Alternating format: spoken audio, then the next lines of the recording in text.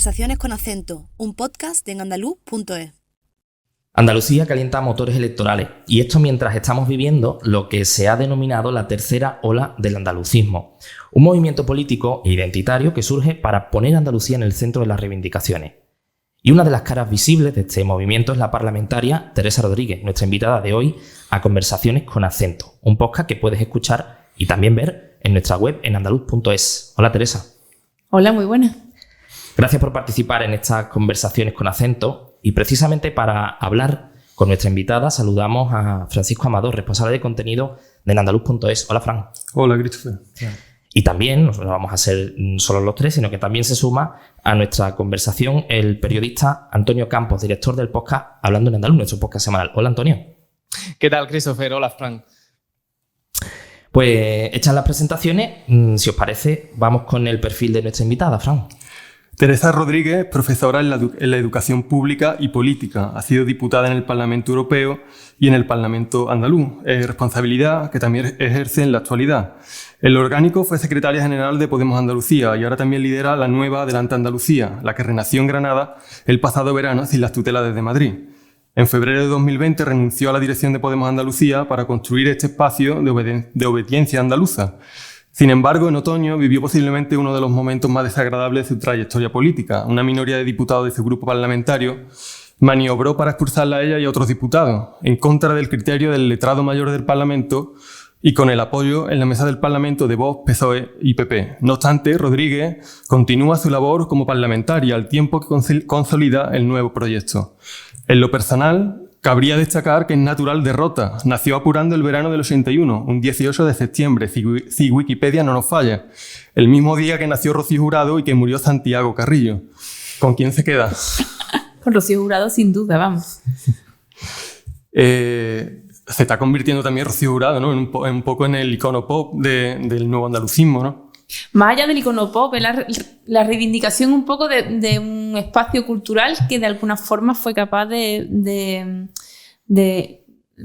poner el foco, de dar visibilidad, de generar una vía de escape para muchas mujeres andaluzas que se expresaron a través de sus coplas, que la cantaban mientras estaban en casa compartiendo los cuidados y que ahora reivindicamos, ¿no? la siguiente generación como un espacio de referencia identitario de las mujeres en Andalucía.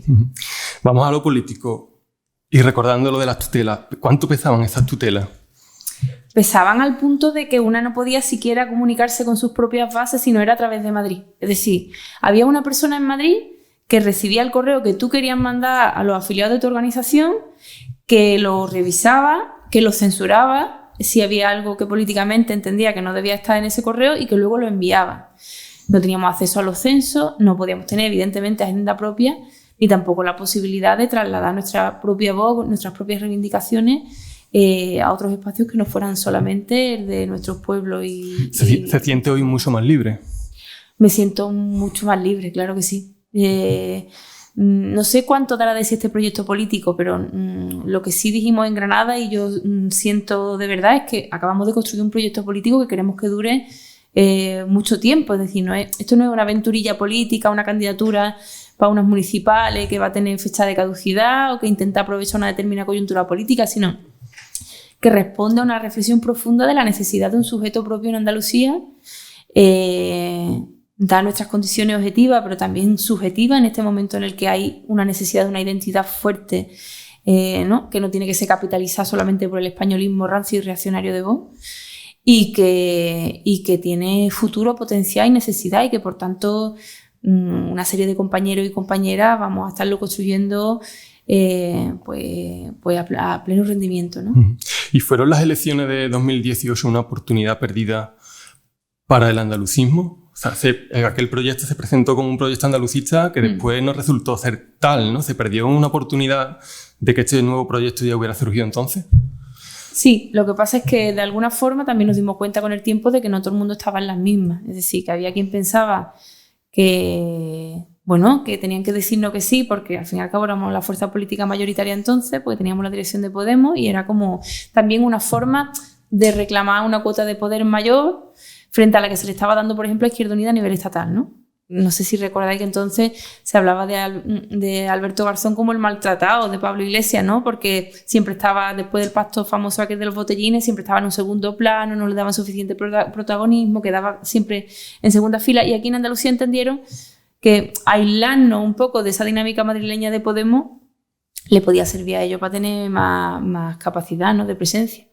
Pero nosotros de verdad nos creíamos que los compañeros estaban en clave de construcción andalucista y nos creímos también que estaban en clave de construcción de una alternativa a los 40 años del PSOE, ¿no?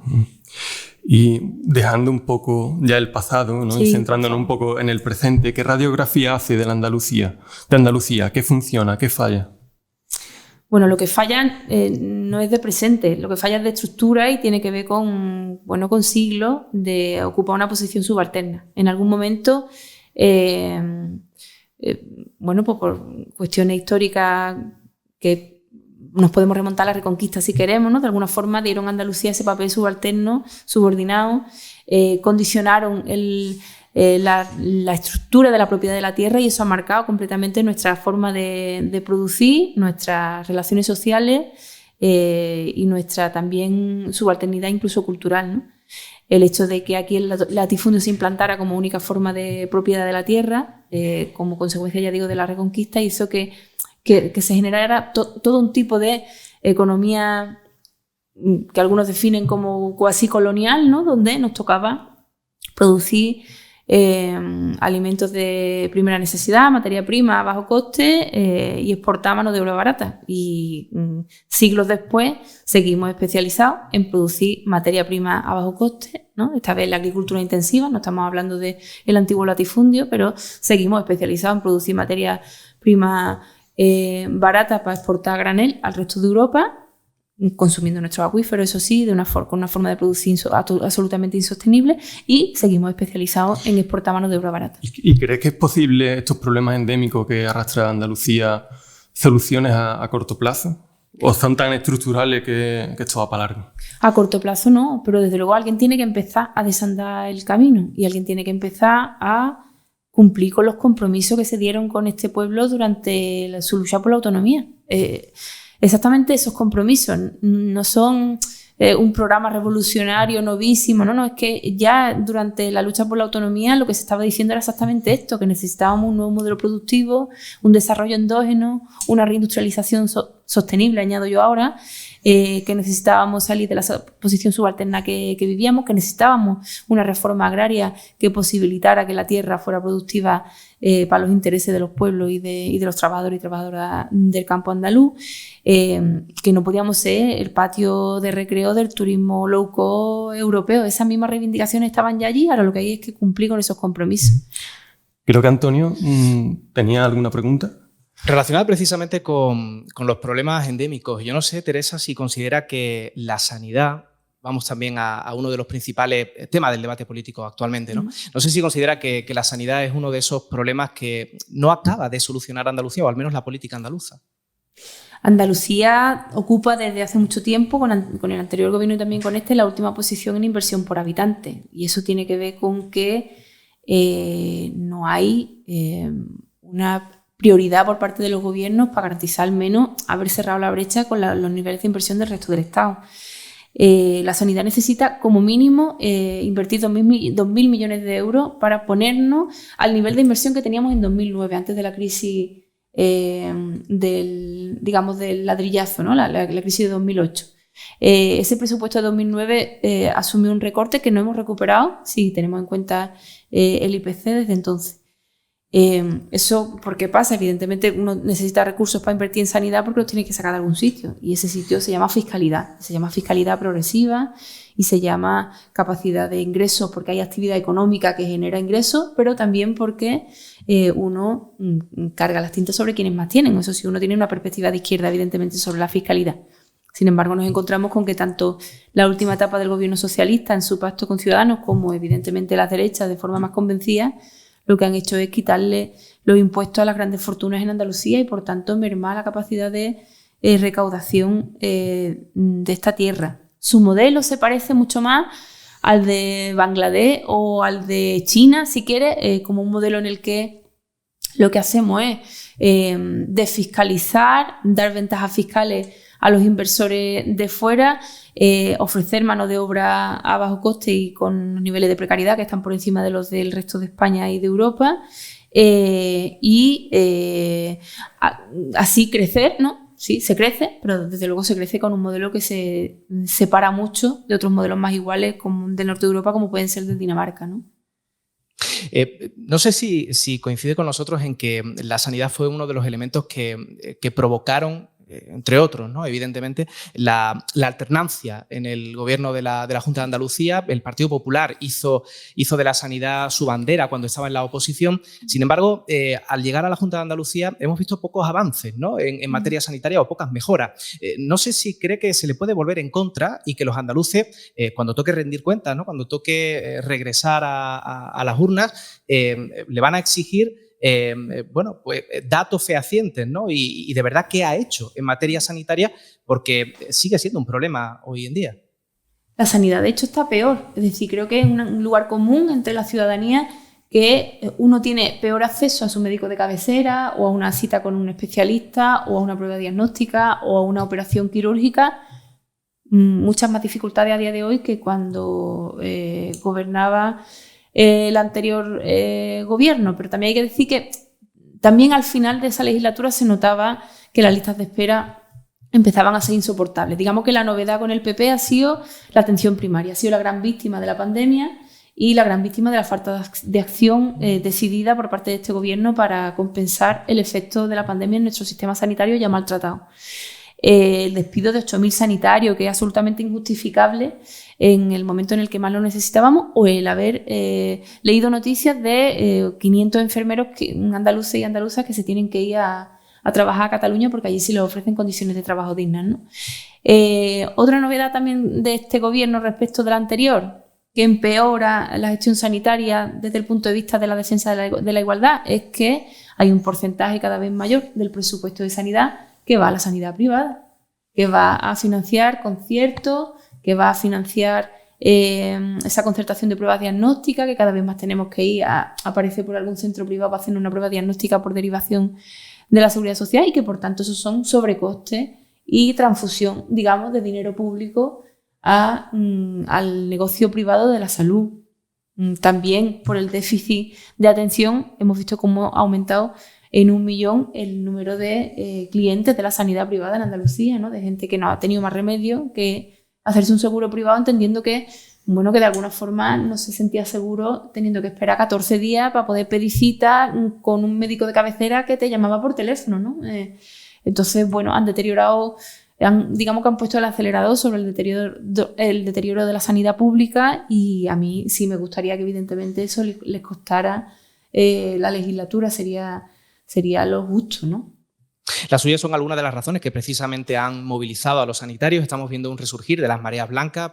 Hace pocas fechas vimos una manifestación multitudinaria en las 8 provincias. ¿Cree que la sanidad va a ser también el principal tema de debate político de aquí a que lleguen las elecciones autonómicas en Andalucía? Pues ojalá. Y digo ojalá porque hay otra gente interesada en que sean otros los temas que estén en el centro de la campaña. Y puede haber determinadas disputas identitarias que pretendan colocar en el centro de la disputa política, ¿no? Y ahí tiene que, por ejemplo, han acordado con Vox meter en las escuelas contenidos sobre montería y tauromaquia, o que seguramente ahora en Semana Santa pues se van a dar golpes de pecho por todos los pasos de Semana Santa de Andalucía. En el Rocío vamos a tener a la extrema derecha seguramente haciendo el camino. Un gesto, por cierto, de apropiación cultural absolutamente intolerable, y tendrán especial interés en que eso esté en el centro. A nosotros nos parece que cuando en el centro de la preocupación informativa y también pública están los verdaderos intereses de las mayorías sociales, como son educación, sanidad, salarios, servicios sociales, infraestructuras, ¿no? Empleo, pues ahí desde luego la disputa a dar por parte de quienes planteamos alternativas es más sencilla, ¿no? Y también más útil, ¿no? Y medio ambiente. Déjeme que le pregunte también por algo relacionado con el medio ambiente, porque decía Miguel Delibes en unas recientes declaraciones que hemos recogido en andaluz.es que el Partido Popular va de farol con la legalización de los regadíos ilegales de Doñana hasta las elecciones. Pero cree que que no llegará a aprobarse, es lo que dice Delibes. ¿Qué percepción tiene ustedes del Parlamento andaluz? ¿Cree que lo que ha hecho el Partido Popular es una huida hacia adelante ante un problema que también es, no sé si endémico, pero sí desde luego histórico en Andalucía? Ese va a ser otro de los temas que seguramente estén en el centro, que quiera poner en el centro la derecha y la extrema derecha, que es un falso conflicto entre la defensa del medio ambiente y la agricultura, el medio rural y la defensa del medio natural. Es decir, Vox en Castilla y León ha puesto el foco, por ejemplo, en la necesidad de recuperar la caza del lobo o en la necesidad de acabar con los criterios de desarrollo sostenible a la hora de planificar la agricultura. Y aquí en Andalucía también lo van a hacer, como lo están haciciendo en la comarca del Condado de Huelva, o como lo van a hacer seguramente y lo están haciendo en Almería. Y para nosotros es importante esta batalla, que es una batalla identitaria, que es una batalla de valores y que tiene una importancia enorme en términos materiales también, que es decir, que quien ponga en peligro el medio ambiente, los acuíferos en Andalucía, quien ponga en peligro nuestro medio rural, en el sentido del suelo, ¿no? Como han aprobado una ley lista que permite construir en suelo rústico de forma mucho más sencilla, está poniendo en riesgo la agricultura del futuro y, por tanto, la vida del medio rural en el futuro. Que quien apueste por las macrogranjas está apostando por la despoblación del medio rural. Esas son batallas que tenemos que dar, porque si esta iniciativa legislativa se pone sobre la mesa ahora, es porque Vox está consiguiendo arraigar en determinadas comarcas con ese discurso de que el medio ambiente es un escollo para el desarrollo económico de la agricultura. Y es la costa de que ellos hayan conseguido instaurar ese discurso en determinadas comarcas andaluzas, es haber tenido que registrar esa iniciativa legislativa que nunca debió llegar al Parlamento y que no sabemos muy bien si va para adelante o no. Ojalá sea un farol, pero hay que decir que ya está en tramitación, va por vía de urgencia. Dentro de poco son las intervenciones de los colectivos sociales y lo que viene después el plazo de enmienda y el llevarlo a pleno. O sea que igual el retraso de las elecciones, según lo que estaba previsto en un adelanto, al final a ver si nos vamos a jugar la aprobación de esta ley, ¿no? Este tema ya está en Europa. Recientemente estuvisteis en Bruselas presentando qué consecuencias puede tener esto para Andalucía. Pues para empezar, sanciones. Nos dejó muy claro el responsable de Medio Ambiente de la Comisión Europea que de no cumplirse de forma flagrante la sentencia del Tribunal de Justicia de la Unión Europea con el tema de los pozos ilegales, lo que le va a llegar al Estado español, en este caso van a ser sanciones que va a tener que pagar y que son sanciones que se pagan conforme se va permitiendo que esos pozos ilegales sigan llevándose a cabo. O sea, vamos a ver lo que ha pasado. Lo que ha pasado es que el Tribunal de Justicia de la Unión Europea condena al Estado español por permitir pozos ilegales y lo que hace la Junta de Andalucía el gobierno de la Junta es presentar una ley para legalizar los pozos ilegales. Es un escándalo, ¿no? Y ellos se han dado cuenta de ese escándalo, de hecho se han puesto en contacto con el gobierno de España, que es con quienes ellos hablan, ¿no? Para decir, bueno, esto qué es lo que es, esta iniciativa legislativa es una falta de respeto a las sentencias judiciales y es un recochineo, ¿no? Entonces yo espero que ese sea al menos el factor más importante. También lo es el hecho de que por primera vez los regantes en la provincia de Huelva se hayan dividido, porque los regantes que hacen bien las cosas también están molestos con que ahora se vaya a premiar las prácticas ilegales, ¿no? Y que vayan a competir en igualdad de condiciones en el mercado cuando unos han invertido mucho más en hacer las cosas bien hechas, mientras otros han estado pinchando pozos ilegalmente, ¿no? ¿Cómo se ve Andalucía desde el Parlamento? Porque los andaluces, desde fuera, aunque no tengan muchos conocimientos de política, pero ven este tipo de situaciones y la ven con cierta ilógica, ¿no? Desde dentro del Parlamento, ¿cómo se ve la realidad andaluza? Bueno, pues yo estuve allí 9 meses en su momento, ¿no? Cuando apareció Podemos, yo iba a la segunda, ¿no? Después de Pablo Iglesias, la elección europea, y yo no sospechaba que iba a salir, yo pensaba que íbamos a sacar 0-1, pero sacamos 5 y allí que me plantaron en Bruselas, ¿no? La verdad es que aprendí muchas cosas en 9 meses, entre otras cosas, estaba en la Comisión de Medio Ambiente y digamos que la Unión Europea es muy mala para el tema económico y financiero, mala para los intereses de las mayorías sociales, es decir, allí están por, digamos que, imponer lógicas neoliberales que perjudican a las mayorías sociales. En términos político-democráticos ellos no se implican, es decir, hay pocas batallas que ganan allí, pero en términos medioambientales sí. Digamos que muchas batallas ecologistas del territorio aquí en Andalucía y en España se han ganado en la Unión Europea porque digamos que los estándares medioambientales son más altos en el norte de Europa que en el sur. Pero más allá de eso, Andalucía es vista como una tierra subsidiada, como lo es también España. Es decir, cuando tú escuchas a los liberales del centro Europa hablar de España, hablan de que bueno, pues dentro de ¿os acordáis ese término famoso que eran los PIGS, ¿no? Portugal, Irlanda, Grecia y España, que era como los parásitos de los fondos europeos, y en concreto Andalucía dentro de ese marco, pues más aún, ¿no? Que a su vez también sufre ese discurso en el seno del Estado español por parte de las regiones del norte. En el Parlamento de Andalucía, por la relación que puedes tener también con otros compañeros de otros partidos, ¿crees que el conjunto de los parlamentarios tienen una visión distorsionada de la realidad andaluza? Porque si no, hay temas que cuestan creer, ¿no? Que se planteen directamente en el Parlamento si tuvieran una visión real de lo que los andaluces requieren. Es que depende, hay quien mira a Andalucía desde una perspectiva y hay quien la mira desde otra, ¿no? O sea, si tú lo miras a Andalucía desde la perspectiva de los rentistas, ¿no? Pues vas a estar de acuerdo en bajarle los impuestos a quienes tienen grandes propiedades en Andalucía. Si tú miras a Andalucía desde el punto de vista de quienes tienen a sus hijos en la privada, ¿no? Pues vas a defender alegremente que hay familias que no llegan a fin de mes porque no pueden pagar el colegio británico de sus hijos, como dijo el portavoz del PP, ¿no? Y que por tanto había que hacerle rebajas fiscales.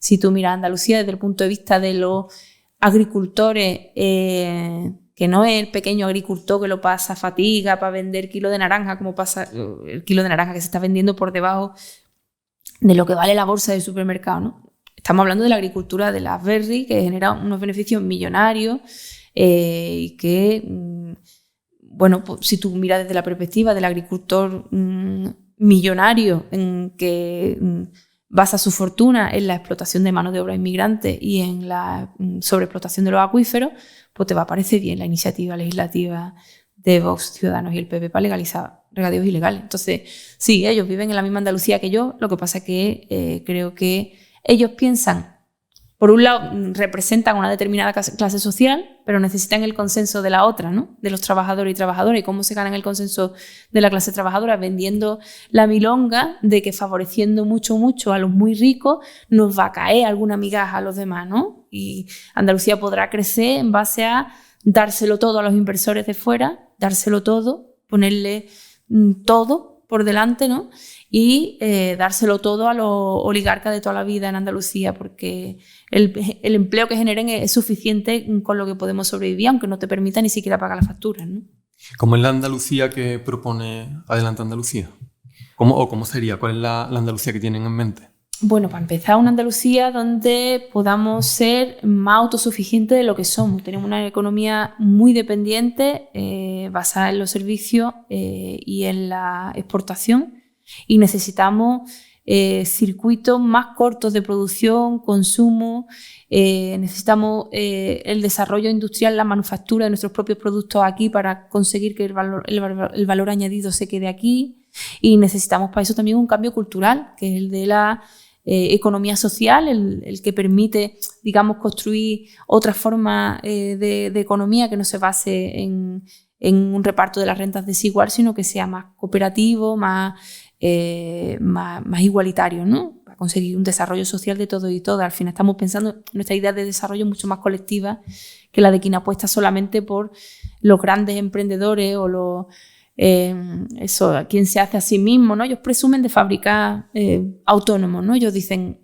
económicamente Andalucía va mejor porque hay muchos más autónomos que antes, como si eso fuera un indicador de desarrollo. No es verdad. El país que tiene más autónomos del mundo es Somalia.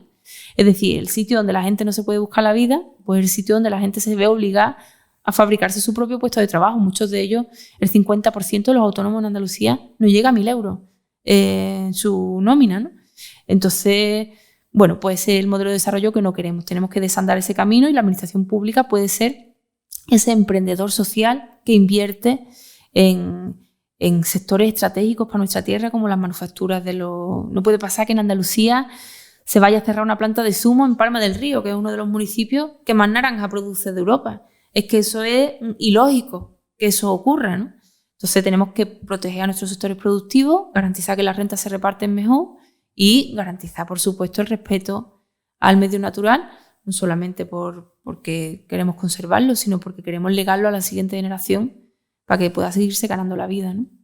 Teresa, pero para hacer un poco más realidad esas propuestas que plantea, hay que construir un movimiento político prácticamente desde cero, y más teniendo en cuenta que se viene desde una ruptura traumática en el seno del propio Parlamento, ¿no?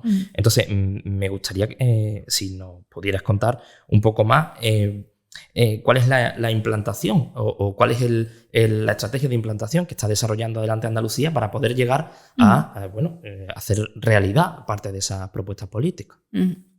En Andalucía, según algunas clasificaciones, porque no se llegó a aprobar una ley de comarca que es importantísima en esta tierra, de hecho la propusimos en su momento y la seguiremos insistiendo sobre ella, hay 66 comarcas, de las cuales Adelante Andalucía tiene implantación en 22 de ellas. Es verdad que una presencia, pues que no es masiva, no estamos en todas partes, pero no está mal para arrancar. Tenemos presencia en las 8 provincias, por supuesto en las capitales y en las principales ciudades, pero queremos crecer, ya digo, en esas 66 comarcas. Para eso la estrategia es, pues salir de estas elecciones en las mejores condiciones posibles para, a partir de ahí, con lo que saquemos, construir comarca a comarca esa fuerza política que lance un mensaje muy claro a los andaluces y a la andaluza, que es la necesidad de tener una propia voz. Una propia voz que desde Andalucía le pida, exija sus derechos a Madrid y a Bruselas, gobierne quien gobierna allí, que no puede ser que tengamos gobiernos como el de Juanma Moreno Bonilla, que hoy es andalucista solamente porque no gobierna en Madrid, o cuando teníamos a Susana Díaz, que era andalucista solo cuando no gobernaba en Madrid, solo cuando estaba Rajoy en Madrid, ¿no? Entonces se sacaba la bandera de Andalucía, pero era una cuestión, digamos, era una pantomima, ¿no? Realmente lo que había era una disputa entre partidos, PP y PSOE. Pues bien, un gobierno y una Andalucía autogobernada que reclama sus derechos y sus intereses, gobierne quien gobierna allá, los intereses de las mayorías sociales, ¿eh? Y luego, por otra parte, la voluntad también, y ese es un mensaje claro que yo creo que la gente puede entender, que necesitamos tener una voz propia en el Congreso de los Diputados, en el Senado y en el Parlamento Europeo para que nuestros temas estén en el centro del debate político, ¿no? Que lo han hecho otros y otras y lo han hecho bien, legítimamente catalanes, vascos, gallegos, canarios o cántabros han puesto en el centro de la política los intereses de sus propios pueblos. Eso es más interesante que los intereses de los partidos, por cierto, ¿no? Que es lo que estamos acostumbrados a ver. Y que los andaluces que aportamos 61 diputados y diputadas al Congreso y que somos quienes más aportamos, también tenemos derecho a tener nuestra propia voz. Menciona usted precisamente el Senado.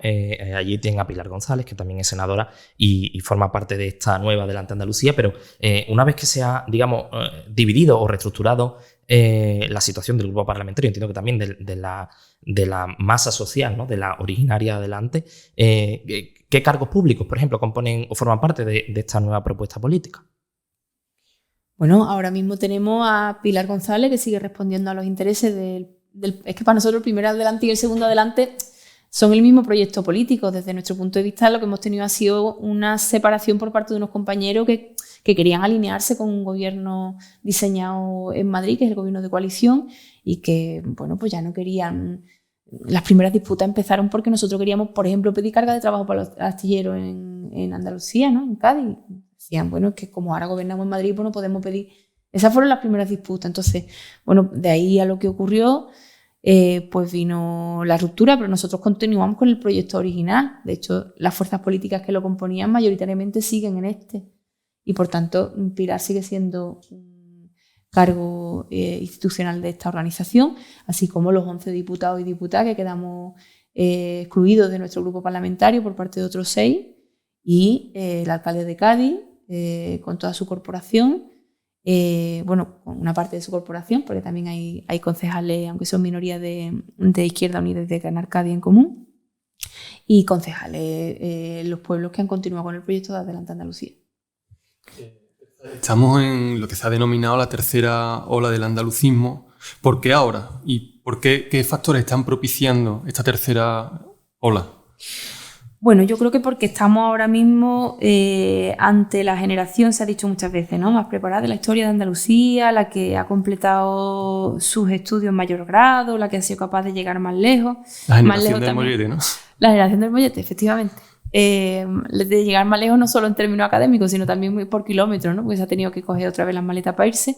Y también, por tanto, con la generación cuyas expectativas se han cumplido en menor grado, ¿no? O sea, generar expectativas entre la gente joven, lo que nos decían a nosotros, ¿no? Que estudiar nos iba a permitir ¿no? Realizarnos completamente como personas y en una Andalucía imparable que siempre iba a ir a mejor, donde íbamos evidentemente a quedarnos. ¿A quién se le ocurría entonces que íbamos a tener que emigrar después de acabar la carrera? Y de ese proyecto imparable formábamos parte quienes cogíamos las becas y estudiábamos y sacábamos buenas notas a un encontronazo con la realidad, ¿no? Y creo que eso genera una reflexión en una generación entera y se replantea muchas cosas, ¿no? Dónde perdimos el hilo y desde dónde hay que empezar a tirar. Y desde mi punto de vista esa es la tercera ola del andalucismo que tiene que tirar de la segunda.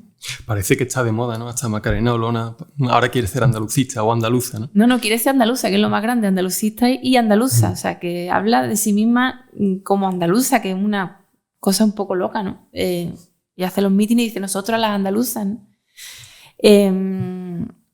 Está tan de moda que hasta una multinacional holandesa, que ya, ojo, Cruzcampo no es una marca de Sevilla, ¿no? Hace un anuncio de cerveza, ¿no? Y pone el poderío y el acento en el centro de su publicidad, ¿no? Pero yo creo que responde exactamente a eso, a esa necesidad. También había mucha gente que desde el ámbito de la cultura ha sido capaz de darle una huertecita al traje de flamenca, darle una huertecita al flamenco, darle una huertecita al folclore andaluz y presentar unas propuestas innovadoras capaces de conectar con la siguiente generación. Y yo creo que ese hilo viene de muy atrás, incluso viene antes de lo cultural y luego de lo político, ¿no? Podemos remontarnos a la leyenda del tiempo o al rock andaluz y tirar de hasta el Omega y tirar de hasta los califatos, hasta los derbis motoretas, ¿no? Pero existe esa lógica increciente de hacer de Andalucía algo muy alejado de una fórmula folclórica esclerotizada, ¿no? Que no se moderniza y que no es capaz de evolucionar y de adaptarse a los nuevos tiempos y de generar el interés de las nuevas generaciones, ¿no? Yo creo que eso se lo debemos a la cultura andaluza, que sin duda es uno de los grandes trenes de desarrollo de esta tierra. Pero al final todo esto, si se queda en lo cultural, difícilmente puede haber cambios reales, ¿no? En la sociedad al final hace falta poder andaluz o poder político para poder transformar, ¿no? Claro. Y se está hablando mucho de la unidad de la izquierda, pero se habla poco de la unidad del andalucismo. Sí. Y le pregunto directamente de forma concreta, ¿hay otra confluencia que crece en paralelo? Andaluces levantados. ¿Hay alguna posibilidad de aquí a que se convoquen las elecciones de unir fuerzas para tener una mayor representación o un mayor poder andaluz? El escenario efectivamente está abierto. La cosa es que nosotros empezamos a construir este proyecto Adelante Andalucía con las puertas abiertas y en su momento invitamos a todo el mundo a participar de él. Para nosotros Adelante Andalucía era algo más que la ruptura andalucista de Podemos. De ella formaban parte fuerzas andalucistas como Izquierda Andalucista o Primavera Andaluza, y nosotros abrimos las puertas a que otras personas y organizaciones y colectivos pudieran incorporarse a ese proyecto, ¿no? Entonces, para nosotros la confluencia somos nosotros. Eso está feo porque es como no reconocerle a los demás su papel, pero hasta ahí estábamos hasta que empezó a surgir esto de Andaluces Levantados, que miramos con curiosidad y con respeto. Las relaciones son buenas, son positivas y hay que debatir de política y hay que ver hasta qué punto vamos a estar autocentrados en Andalucía de forma clara, ¿no? No vamos a ser vistos como de repente el referente andaluz de Íñigo Rejón. Yo no sé si recordáis las madrileñas cuando poco después le hicieron a Íñigo Rejón una entrevista, ¿no? Y él habló, tenemos una buena relación personal y creo que eso se nota, ¿no? Habló bien de nosotros y eso fue visto como de repente ya no éramos el chiringuito andaluz de Pablo, ahora éramos el chiringuito andaluz de Íñigo, ¿no? Pues nosotros queremos huir de eso porque en el momento en que eso se implanta es que hemos fracasado como proyecto político, ¿no? Para nosotros es muy, muy importante ser vistos como una fuerza política autorreferenciada en Andalucía.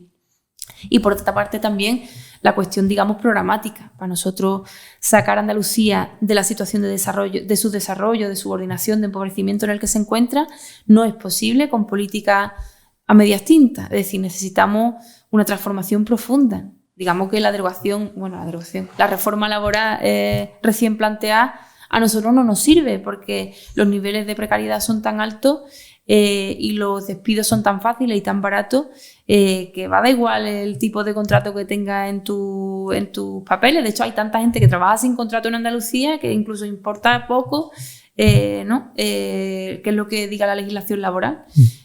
Por tanto, respecto de eso, también para nosotros es importante aclarar que queremos ser también una alternativa al PSOE, a sus políticas y a su falta de aplicación de soluciones cuando tuvo la oportunidad gobernando. Entonces entiendo que todavía no ha habido ningún tipo de contacto ni con Modesto ni con Esperanza, ¿no? Con los portavoces de la otra formación. Existe contacto y existe relación, pero de ahí a haber hablado de algo más. De eso, no. Nada. En las últimas encuestas, de hecho, adelante le dan entre 0 y 3, ¿no? Sabiendo lo complejo que es sacar un diputado en el Parlamento andaluz, en provincias tan grandes, ¿no? Y en una comunidad con tantas provincias como Andalucía, ¿no tendría quizás más sentido ir, digamos, en una candidatura que unifique el andalucismo de alguna manera y reforzar ese parámetro, ¿no? De entre 0 y 3, pues asegurar que sean 3 y no 0? Sí, vamos, no hay forma de asegurar eso, pero a veces lo que te puede de alguna manera terminar de implantar, más que la suma, ¿no? Es no tanto la cantidad como la cualidad, ¿no? Que tú seas capaz de verdad de hacerte entender, ¿no? Que la gente entienda que lo que tú presentas es algo útil, ¿no? Y que efectivamente vas a hacer una fuerza política de obediencia andaluza y que le dé voz propia a Andalucía, y por otro lado que tus propuestas de verdad resuelvan los problemas de Andalucía, ¿no? Entonces, desde ahí, encontrarse con otra gente es importante, en la medida en que haya acuerdo con esas dos premisas, ¿no? Dijo una vez una frase muy contundente que me llamó mucho la atención, que con Susana Díaz ni muerta. ¿Y con Juan Espada? Con Susana Díaz ni muerta. Sí, eso dije. Ni muerta gobernar con Susana Díaz. Y yo creo que tampoco gobernar con Juan Espada. Esa es nuestra reflexión. El PSOE andaluz, que no es un nuevo PSOE ni de coña, es decir, que quienes eran susanistas antes de ayer luego fueron espadistas y se quedaron tan anchos. Tú ves cualquier cargo del PSOE local o provincial, pues antes eran de Susana, ahora son de Espada, en fin, la misma gente, no había, ojalá lo hubiera habido, ¿no? Una refundación profunda del PSOE andaluz. Estamos hablando del partido que ha gobernado Andalucía durante 37 años. Estamos hablando del partido que no ha sido capaz, que es verdad que también ha protagonizado grandes cambios en Andalucía que han sido importantísimos, como el fin del analfabetismo, la implantación de la sanidad y de la educación pública. Es decir, esos logros nosotros creemos que hay que defenderlos, pero por otro lado también que no soy capaz de resolver los problemas estructurales de esta tierra, y que por otra parte ha protagonizado algunos de los casos más duros y más vergonzantes de corrupción de este país, ¿no? Que está bien despachado de casos de corrupción, ¿no? Por tanto, para nosotros es vital también, para cambiar esta tierra, plantear una alternativa a ese PSOE. Y Juan Espada sigue representando a ese PSOE. Es una falsa solución apostar por un cogobierno con un PSOE que no resuelve el problema y que además ya últimamente andaba en una deriva claramente neoliberal, ¿no? De rebaja fiscal a la grandes fortunas, de una situación. La situación de Doñana no es de ahora. O sea, Doñana está así porque estos quieren legalizar los regadíos, pero es que el PSOE, que se ha abstenido a la toma en consideración de esta ley de las derechas, ha permitido durante décadas los pozos ilegales, y los ha permitido porque ha querido conservar el poder en la comarca. Y el discurso del PSOE con el debate de la ley del regadío fue: las cosas hay que hacerlas discretamente. Eso es lo que le decían a los agricultores, que el problema era plantear la ley, que levanta la liebre en la Comisión Europea, que levanta la liebre en la UNESCO o en el Ministerio. Que lo que había que hacer era seguir haciendo la vista gorda, que es lo que había hecho el PSOE durante todos estos años. Doñana ya está herida de muerte, se apruebe esa iniciativa legislativa o no. Y ese es ese PSOE con el que nosotros no vemos posibilidad de construir un proyecto unitario. Podemos apoyar una investidura o podemos llegar a acuerdos sobre leyes. Lo hemos hecho cuando hemos tenido la oportunidad. La Ley de Memoria, Historia y Democrática, que cumple 5 años en el día de hoy, o la Ley de Servicios Sociales. Hemos llegado a muchos acuerdos. La ley contra la LGTBI-fobia. En su momento llegamos a muchos acuerdos con ellos, pero co-gobernar con ellos es diferente.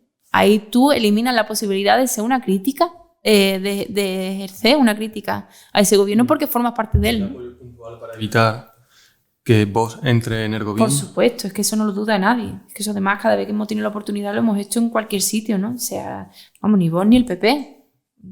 Una barrera a la derecha hemos sido siempre, ¿no? Quienes hoy estamos en Adelante Andalucía. Y lo seremos siempre para evitar que gobiernen las derechas, no solo Vox, sino también el PP, ¿no? ¿Cuál es el peor enemigo que tiene hoy el andalucismo? Pues el peor enemigo que tiene hoy el andalucismo yo creo que es la desesperanza. Es decir, es de alguna forma haber interiorizado que Andalucía tiene lo que se merece. En la medida en que no somos capaces de pensarnos mejores, no vamos a ser mejores nunca, ¿no? Y si lo que se piensa es que Andalucía no puede ocupar otro papel porque, bueno, nos ha tocado en suerte ser la comunidad, la hermana pobre de España y de Europa, y si se piensa además que nos lo merecemos por nuestra idiosincrasia y nuestra forma de ser, ¿no? Que también tenemos ese tipo de complejos y de chi, ¿no? Metidos en la cabeza, pues esos son los grandes enemigos del andalucismo, de luego. ¿Y los retos? Hombre, los retos del andalucismo, para empezar, es presentar un programa político que sea solvente. Es decir, que esto que decimos de un nuevo modelo productivo, desarrollo endógeno, reindustrialización sostenible, apuesta suficiente con los servicios sociales, para eso poder tener ingresos suficientes para garantizar que la sanidad y la educación son ejercicios con dignidad, ¿no? Para eso hace falta un programa que vaya más al detalle y que plantee propuestas y acciones muy concretas. Un buen programa, pero también una buena acción. O sea, también el mejor programa vamos a ser incapaces de desarrollarlo si no tenemos un movimiento detrás que nos apoye, ¿no? Que se construya poco a poco en Andalucía, en sus 66 comarcas, y que vaya teniendo luego una correlación en el ámbito de la representación política y en el ejercicio del poder que haga posible que ese programa se cumpla, ¿no? Luego están, Teresa, los retos que bueno, por circunstancias de la actualidad, también tiene que afrontar Andalucía. Nuestra tierra ha sido siempre tierra de acogida, ¿no? Tenemos experiencia con la frontera sur. El drama humanitario que se está viviendo ahora en Ucrania nos hace prever que tendremos en las próximas semanas también un reto de acogida a todos los refugiados que ya están llegando, no solo al país, sino también a Andalucía. ¿Cómo cree que debe gestionarse esta crisis humanitaria y cómo debe actuar Andalucía con esas personas que buscan refugio lejos de un contexto de guerra? Bueno, la Junta de Andalucía tiene atribuciones muy claras en el ámbito del refugio y del asilo. Existen organizaciones, además, que llevan organizando el refugio y el asilo desde hace muchísimo tiempo, ¿no? El NUR es una de ellas, OCEAR. Y lo que hay que hacer es coordinarse bien y dar una acogida como merecen a esas personas a las que no estamos dando solidaridad, sino que estamos cumpliendo con nuestros propios compromisos en materia de refugio y asilo como Estado, ¿no? Lo que para mí es inasumible es que no lo hayamos hecho antes con los refugiados sirios, ¿no? Por ejemplo, o con los refugiados palestinos, o con los refugiados saharauis, hayamos dejado de hacerlo con los refugiados saharauis. Eso es lo que para mí no tiene explicación posible, porque tenemos obligaciones, hemos firmado convenios internacionales en materia de refugio y asilo que hablan muy claramente del trato que se le tiene que dar a la persona que huye de su país porque hay una guerra donde pueden matar a sus hijos o porque le persiguen por algún motivo relacionado con su ideología, con su religión o con su identidad, ¿no? Eso lo hemos firmado y eso debe cumplirse siempre, obviamente con los ucranianos, pero digo que también con el resto de gente, sea como sea el color de su piel. Sin embargo, hace poco hemos visto como en la frontera, en la valla de Melilla, se está gaseando a la gente que está bajando por la valla sin preguntarle si son demandantes de refugio y asilo, por ejemplo, que eso incumple la normativa internacional, ¿no? Eso es lo que es inasumible. Lo lógico es lo que se está organizando para recibir y para darle el trato que merece la población que tiene que huir de su casa porque la matan, ¿no? En Ucrania, ¿no? ¿Cree que el andalucismo tiene, perdón, Fran, con esta acabo, ¿no? La situación humanitaria, ¿cree que Andalucía y el andalucismo en particular tiene que marcar también distancias en su forma de resolver esta situación, este problema, con otras políticas, con las viejas políticas, para que se aproveche también esa oportunidad, esos vientos a favor que tiene el nuevo andalucismo y que se vea que hay otro tipo de respuestas posibles, otro tipo de políticas diferentes a situaciones que todos conocemos? Yo creo que sí, y me parece que además es una seña de identidad del andalucismo histórico también. Decía Blas Infante que antes que nacionalista andaluz soy humano, ¿no? Nacionalista, soy humanista, ¿no? Soy nacionalista del humano antes que de mi propia tierra, ¿no? Lleva la humanidad en el escudo esta tierra, ¿no? Tradicionalmente el andalucismo ha estado vinculado a la lucha por la defensa de los derechos humanos. Y eso hay que agarrarlo fuerte entre las manos como agarramos la blanca y verde cuando la sacamos a la calle. Y además, insisto, también es una identidad refugio frente a ese españolismo reaccionario de la extrema derecha, que es excluyente, que es insolidario, que es irrespetuoso con los derechos humanos. Ese identitarismo andaluz, humanista, solidario, que defiende los derechos humanos y que se entiende también como una tierra de trabajadores y trabajadoras que han tenido que emigrar tantas veces en su historia, incluida en este periodo histórico. Yo creo que sí, que ya digo, es una identidad, refugio y escudo frente a esa forma de ver el orden social tan absolutamente insolidaria como es la de este españolismo reaccionario de Vox. Teresa, estamos ya apurando los últimos minutos, pero antes de despedirnos me gustaría preguntarte por un tema de actualidad. Se ha mostrado en el Parlamento contraria, en rueda de prensa cuando lo han preguntado, se ha mostrado contraria a subir al incremento del presupuesto de defensa. Sin embargo, hoy mismo ha estado acompañando a los trabajadores de Santa Bárbara. ¿Cómo se puede hacer ese equilibrio de no queremos más armas, pero sin embargo en Andalucía es un sector que genera economía y genera empleo? ¿Cómo se podría equilibrar estas dos cuestiones? Yo sé distinguir muy bien entre quienes toman las decisiones y quienes se buscan la vida, ¿eh? Y en la defensa de los trabajadores tenemos que estar siempre. De hecho, es con ellos con quienes tenemos que cambiar la realidad para, entre otras cosas, apostar por un modelo de relaciones que no pasen por las relaciones bélicas. En ese sentido, nosotros apostamos y apoyamos la necesidad de que se mantenga la carga de trabajo en Alcalá de Guadaira, Andalucía, y apostamos y apoyamos la necesidad también de pensar a nivel global fórmulas de reconversión para sectores que deben cambiar su forma de producir, ¿no?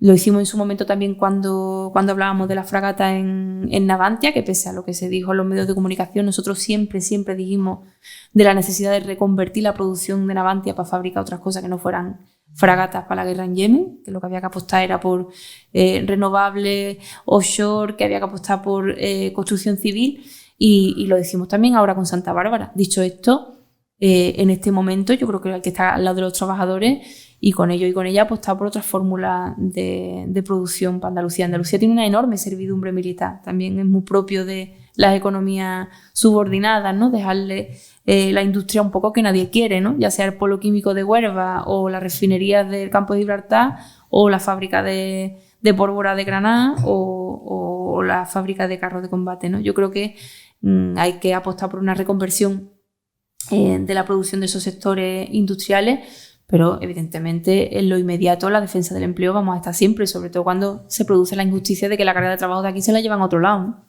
Bueno, Teresa, hasta aquí llega el tiempo que tenemos y el tiempo que sabemos que también tiene. Ponemos el punto y final a esta nueva conversación con acento. Ha sido un placer tenerla aquí y poder hablar de muchos temas de Andalucía. Así que muchísimas gracias por la visita y esperemos que sea la primera, pero no la última. Yo estoy encantada de estar con vosotros y muy ilusionada también con vuestra trayectoria y con vuestro trabajo, y os doy ánimo, ¿no? Gracias. Antonio Campo, Francisco Amador, gracias. Y bueno, seguiremos hablando de Andalucía y haciendo periodismo en andaluz para que Andalucía cuente. Nos despedimos y hasta la próxima. Hazte socio, hazte socia, para que Andalucía cuente en andaluz.es.